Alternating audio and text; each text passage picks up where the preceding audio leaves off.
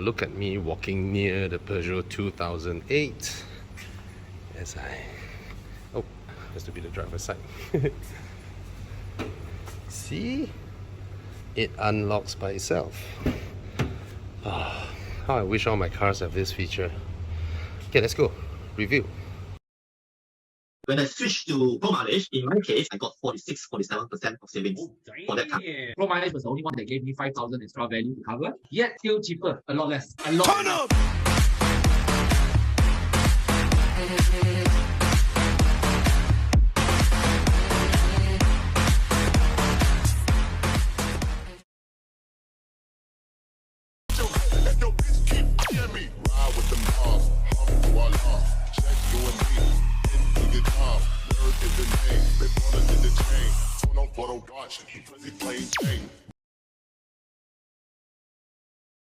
Alright, let's start the review from the interior. Now look at this cabin. I have to say, Peugeot interior design is on point. Right? Now we all say that Mazda interiors are high quality and beautiful, but there is, in a way, you can see that Mazda is emulating what the German players are doing, right? Audi or BMW. But when you look at a Peugeot cabin, you don't see any resemblance from anywhere, because these guys are original. They come up with original ideas all the time. You have to give it to the French. Now, same goes with the 3008. The interior of this car looks beautiful, looks very stylish, very modern, very techno. It just looks futuristic, but yet it is very, very practical. Look at this center console over here. Alright, you have a tray up here, perfect for your phone, and you can even pitch your phone up so you can see your navigation and all that. I'm not sure if it is on purpose, but nevertheless, this compartment is wide enough for me to put either my Note 10 Plus or my Z Fold 3, you know, and this tray is also wide enough. But of course, it is considered an entry level a crossover, so you don't get like wireless charging and all that. All right, but you have a 12-volt socket over here, you have USB port here, you have a USB port here, this one for power, this one for data as well. Okay, and up here you have this really nice tray that houses these buttons, you know. Now, for those of you in the Mercedes A-Class, you would hey, you see this toggle kind of button. They first appear in Audis, right? The difference with this versus the A-Class one is that this is solidly built. This is solid. The A-Class one is not. And A-Class buttons, you can feel is plastic. This one you can feel is metallic, even though it's coated. All right, it feels really good. You know, touching it and pushing it feels good. So it's just down. There's no up. You know, just press to go down. All right, and the knob for the volume, that's substantial as well. It's okay, you know. So yeah, and the aircon vents are here. There's a stylish chrome strip running across, feels cold to the touch. I think they have improved their cabin fit and finish a lot. You know, this whole thing is soft touch, very good material, and of course this fancy, you see a screen up there, because it's used to provide a reflection which creates a 3D parallax effect. Look at the shadow casted by the zero behind, right? It is of a parallax effect.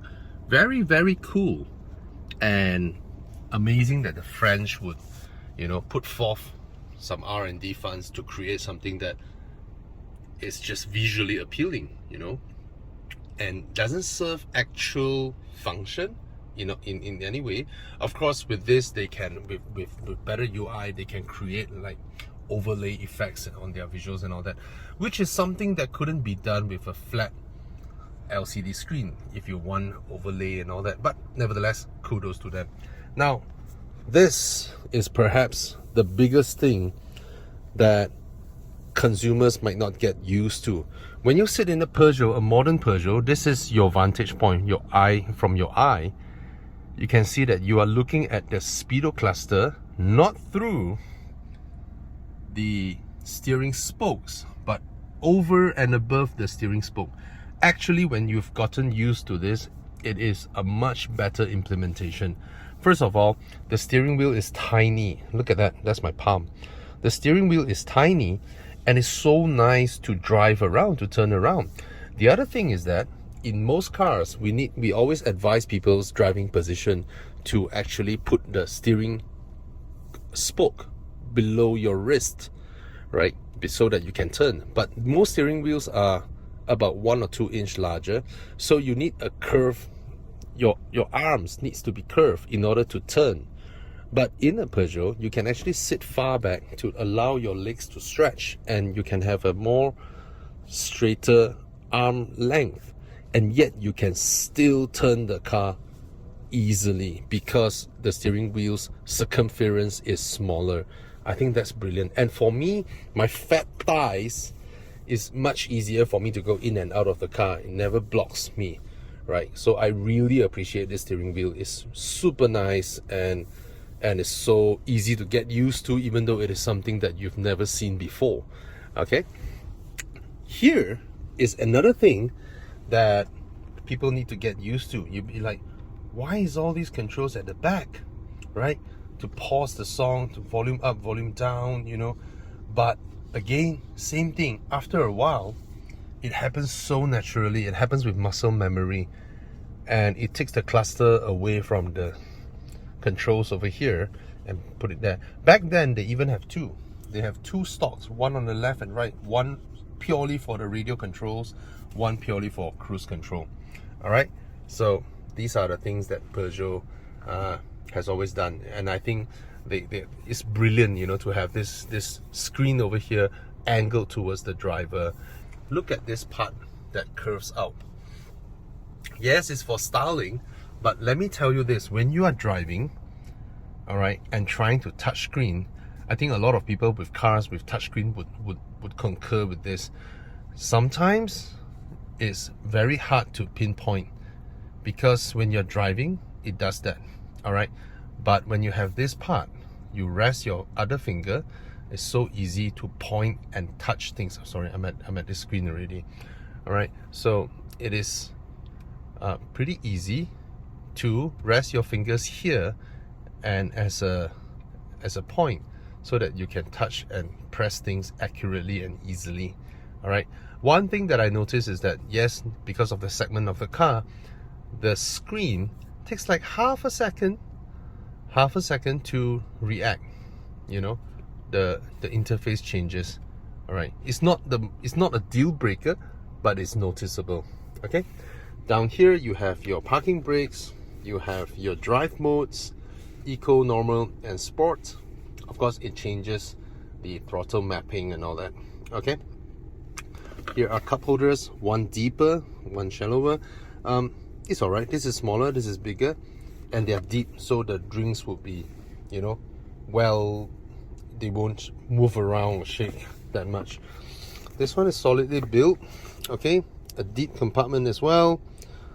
Okay, but it's deep enough, but it's not very wide.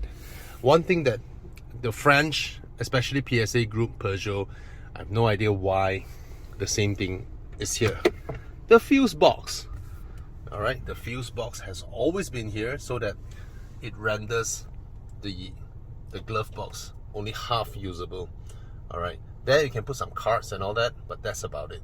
Okay, yep. The seats.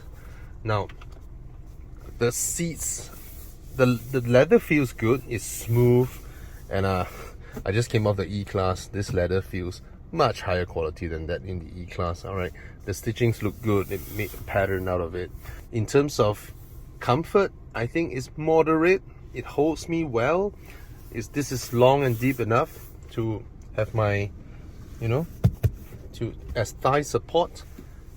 I myself find this part a little bit too bulged up, but that's just me. All right, seat belts. This is not adjustable. It's a fixed point. Okay, it's a nice mixture to see the usual plastics, and then with this pattern material, gloss black, a little bit of gloss black over there, and then metallic coated door handles. It's a nice mixture. And the door bins, you know, this for your palms to slot in, that for big bottles to slot in, and then the speaker over there. This is the most logical layout for all door panels, all right? Sunglass holder is over here on the driver's side. Some cars do that. I myself find it not as usable, you know, so I mean, it's all right. Here you have the volume controls. No pedal shifters on this car, but let me talk about that later more when I drive around, because the transmission is clever. You don't really need pedal shifters. Okay, let's go to the rear seats. Now, because it's a small car, I have to sit a little bit far back to stretch my feet, because the footwell isn't as deep as a sedan. Okay, so that's how crossovers generally are, or small SUVs. One thing I appreciate, look at that footrest on the left. It is so comfortable for my size 11.5 feet. All right, it is just comfortable. Okay, and you can see my sitting position is actually pretty far back. Okay, so for those of you who are not 5 feet 11, it will be a different case for the back seats. Now, this is a B segment crossover in every sense. All right, I only get like 1 fist of knee room, okay, or 4 fingers. The rails for the front seats is actually in front of my toe, but it appears below the seat. So that means on the far right, from the base of this rear seats to the rail, I can actually fit my size 11.5 feet. So my foot, okay? So it's rare for a small car like this to be able to do that. There are no armrests at the back, which again tells you this is a B segment. All right, the same stitching on the seats, pretty cool. They use zippers for ISOFIX, which is very clever, because you won't lose the cover and all that. Just unzip it and then you can use it, and then you can zip it back. Why don't German car makers do that? They manufacture some plastic bits and all that. Okay, so the rear door panels aren't as flashy as the front, because you don't have the door handle there. The gloss black door handle is not present here, but it's all right. Again, don't forget what segment we're in. Okay, now headroom, I have about 2 fingers or 3 fingers of headroom. Okay, visibility wise, it's all right.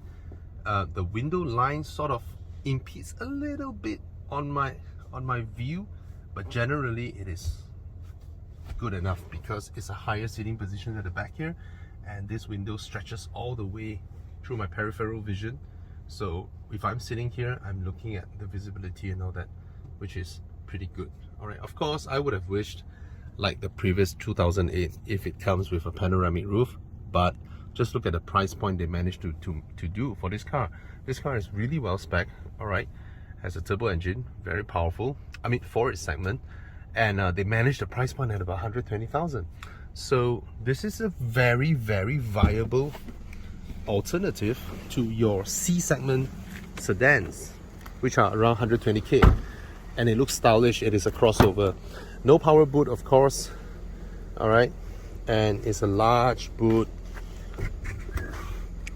There's a spare down here with a little cutout for you to pull it up, and that's about it. And this is lightweight. It's also removable. There's no power boot here, because again it's a B segment. All right, but the hatch is a little bit heavy, but it's all right. Nothing that we can't get used to. It's a stylish car, and I see that all car makers are now moving into the form factor of SUVs. In fact, this looks almost like a 3008. All right, I like the design bits on this, and here, right, the chisel designs, subtle enough. Okay, and the front end is very handsome. Okay, the tiger-like lion claw. Okay, very nice design, and very stylish, very unique. Again, what Peugeot has done in their modern design language is that they craft their own path. Okay, they don't copy from anybody. There is nothing from this car that you can sort of say that, hey, it looks like that car. None of it. Very original, and at this price point, I have no complaints. 120-ish thousand for something like that. It makes you feel special. It has that vibe that you get when you buy a Mini. You know, you hop into the car, it just looks like nothing else. You feel stylish, you feel fashionable. That's the kind of feeling this gives you. All right. a very different kind of feeling. And I think car makers should put in some effort to make designs like this. Alright, let's go for a drive to see how the car feels. But before that, let's fuel up the car. Okay?